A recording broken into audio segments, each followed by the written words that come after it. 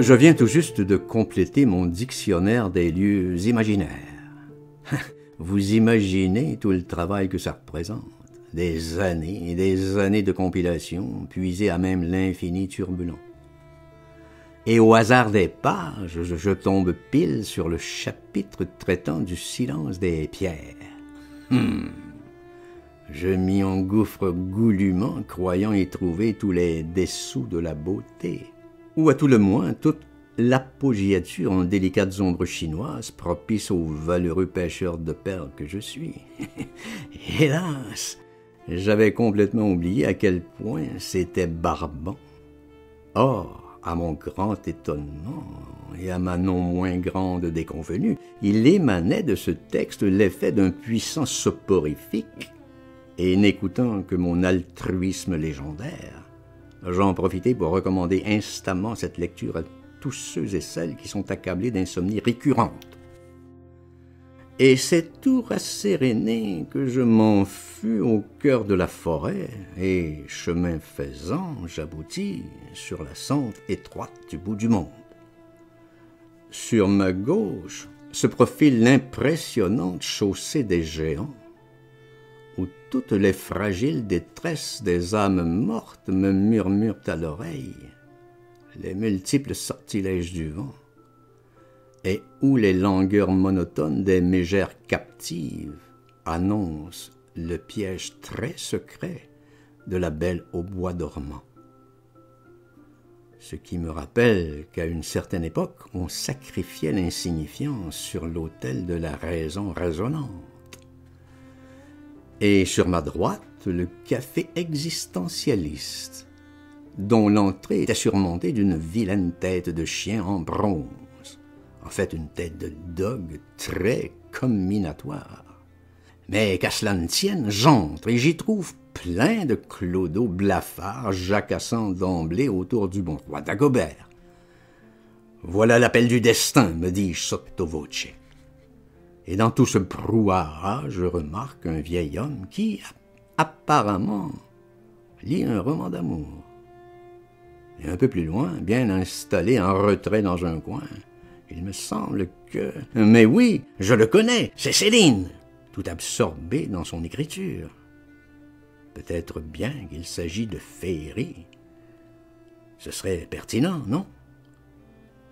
Puis, soudainement, surgit d'on ne sait où, un mec en soutane mauve et affublé d'une extravagante barbe rousse, à la mine renfrognée, pour ne pas dire ronchonneuse, et aux allures de jésuite calviniste, ou peut-être même janséniste, je n'en sais trop rien, se met à se signer très cérémonieusement, tout en psalmodiant à tue-tête.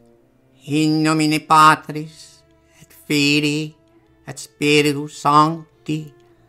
Merde, l'ambiance se morpionne ici, et je me débine à l'anglaise, espérant sans doute naïvement me confronter enfin à l'ineffable face cachée du bon Dieu, mais non, car propulsé que j'étais par de petits vortex idylliques aux impassibles bouffissures amphigouriques, j'emprunte à mes risques et périls de vertigineux itinéraires où il me sera loisible d'éviter de croiser la majorité bien pensante.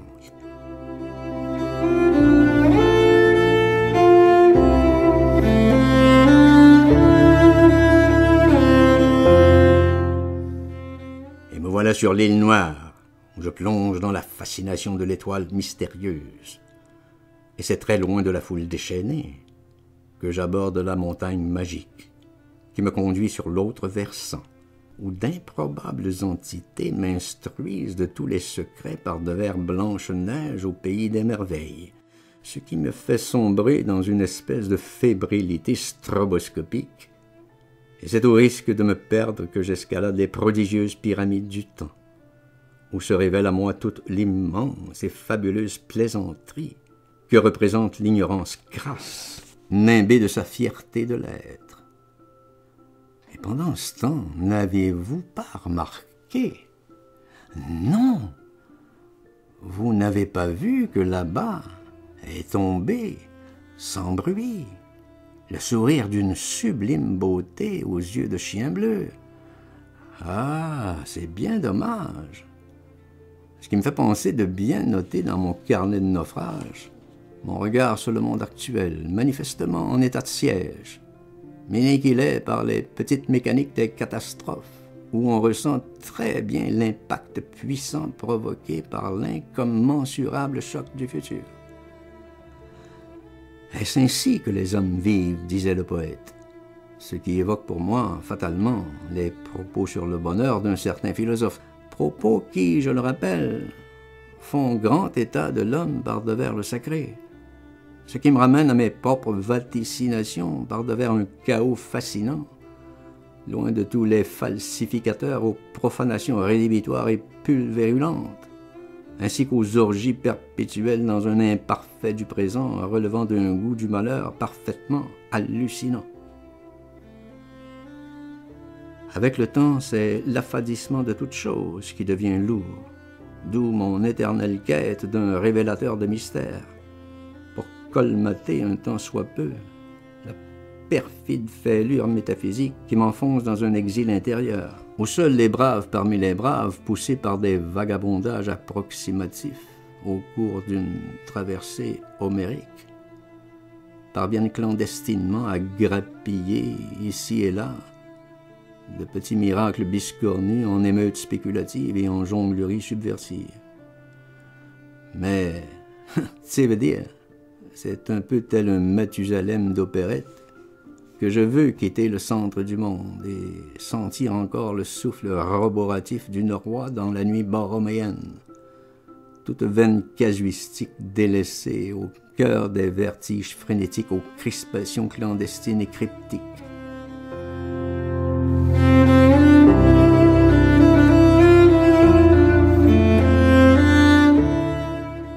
Ne m'étais-je pas dit, autant jadis, avec raison d'ailleurs, ainsi va toute chair.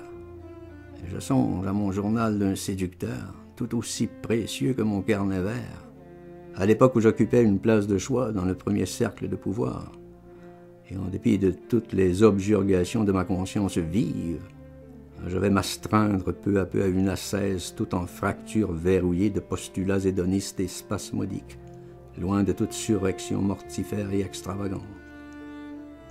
Et je vais affréter pour son équipé hebdomadaire mon fier brigantin, le Faucon Noir, sans doute un peu pathétique et dolent, quoique doté d'émergences fragmentées en invincibles paradoxes convulsifs et imprécatoires, et cap sur l'auberge de Boréalie pour aller à marée haute, faire main basse sur une plaine brouettée d'étoiles, tout en passementerie de dentelles, s'éployant en myriades d'étincelles crépitantes et protéiformes. Nul crime, or donc nul châtiment en gargouillis algébrique, même si, comme nous le savons tous, les saints vont en enfer. Ainsi, il vous restera toujours l'embarbaras du choix pour vous replacer dans l'ordre immuable des choses. Une alacrité profuse et guinchante, ou flânocher pensivement dans le monde de Nietzsche ou de Rimbaud, ce qui aura l'heure de vous prémunir par-devers quelque hécatombe imprévue, genre bombardement au phosphore, ou avalanche en déclivité d'idéogrammes aux permutations perforantes.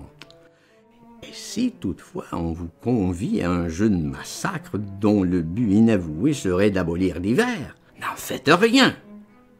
Et à la fin du jour, quand le rideau tombe, prêtez oreille à la sagesse du fou par-devers l'amer calice de la vie, et scrutez attentivement l'étrange écran de fumée qui dérive mollement sur les collines de l'espoir.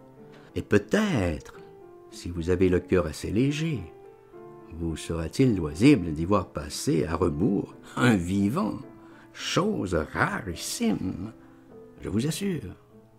Et quelque part, là, juste derrière vous, un petit trésor envoûtant d'Alfred Schnittke, Musica Antiqua, planant dans l'air doux de la nuit flambée d'étoiles, ce qui s'avère tout à fait propice pour une flânerie indolente et spéculative, sur l'éminente promenade des délices en compagnie de votre inestimable bestiaire enchanté. Allez, maintenant on va se saouler le dedans pathétique tout en méditant ce petit mot de Shakespeare, dont la pertinence m'apparaît évidente. C'est un malheur du temps que les fous guident les aveugles. Et tant qu'à faire ce petit clin d'œil en paraphrase toujours de notre ami William, il y a quelque chose de pourri au royaume de GAFAM et de Big Pharma. Santé, mon ami. Santé à vous tous.